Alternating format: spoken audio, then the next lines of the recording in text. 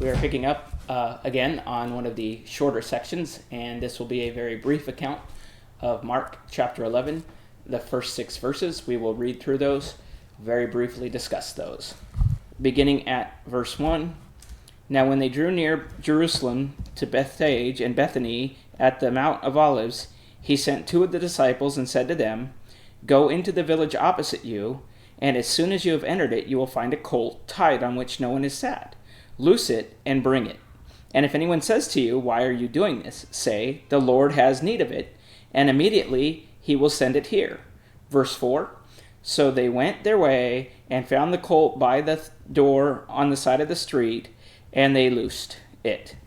But some of those who stood there said to them, What are you doing loosing the colt? And they spoke to them just as Jesus commanded, so they let them go. And so we have here just a very brief account that we will cover beginning at verse 2, where Christ tells 2 of his disciples, You will find a colt tied on which no one has sat. Loose it and bring it to me, or bring it. And what we can see from this and what we can point out when we're studying with someone is that Jesus knows ahead of time that a colt will be there. He just tells them this is going to be the case. They will know it when they see it, and they're not going to have to spend time looking for it. He just lets them know they're going to find this animal, and when they do, to bring it.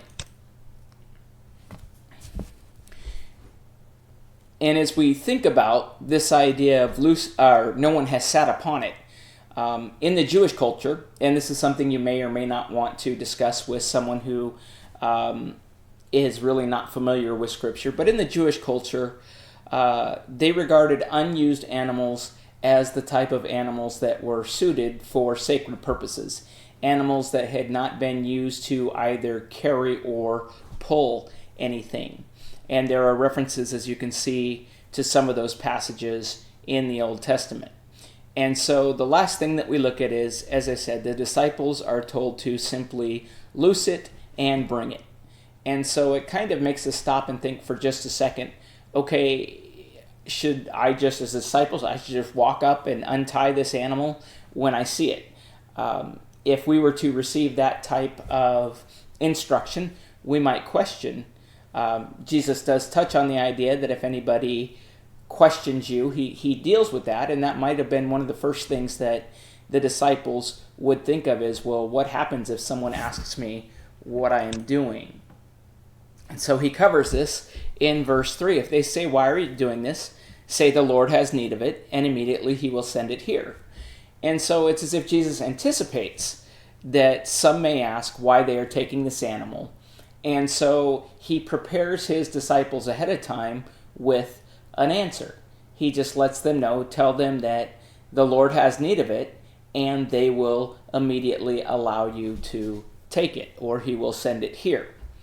And so the other thing that we want to make note of, and the reason for the going in and the reason for acquiring this particular type of animal, this colt, is because of a prophecy that was made and found in Zechariah chapter 9 and verse 9. And there would be a prophecy of him riding in on a colt. And so this is a part of the fulfillment of prophecy. It is another example of Jesus fulfilling Old Testament prophecy. In verse 4 it says, So they went their way. So they were told to do something. They were told if they were asked what they should do. So they went their way, and they found the colt tied by the door outside on the street, and they loosed it. They didn't question Jesus. They just went on their way. Here's what you need to do. They did it. And they found the colt just exactly as Jesus said they would. He said, You're going to find it by the door on the street. Go ahead and unloose it. And so the disciples chose to immediately follow Jesus' command. They saw the animal. They didn't bother to speak with anyone. They simply began to untie it. Picking up in verses 5 and 6, But some of those who stood there said to them, What are you doing, loosing the colt? Which to me would seem like a logical response if you were a person living in that area and you saw someone just come along and walk up and start to untie an animal. especially if you knew that that was not their particular animal. We know, though, that Jesus has prepared the disciples for this moment.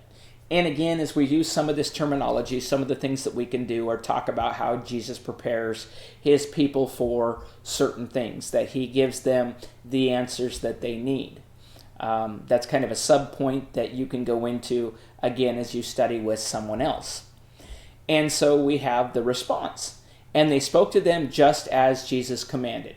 And so it's interesting, they said, just as Jesus commanded. They didn't hem and haw or do anything. They did it exactly as he said to, and the end result was exactly what Jesus said would happen. They were allowed to go. And so that is the end of this particular account. Again, it is one of those that was simply brought to us so that we can learn from the example of fulfilled prophecy, and we can learn from seeing the knowledge that Jesus knows ahead of time about what's taking place, and we can learn from the importance of, once we hear what Jesus said, that things are going to be exactly the way he says it, and that if we follow his commands, we will get the results that he says we will. And that's really the best type of breakdown that you could give to someone you're teaching. We will pick up in Mark chapter 11 and verse 7 in our next time. Thank you.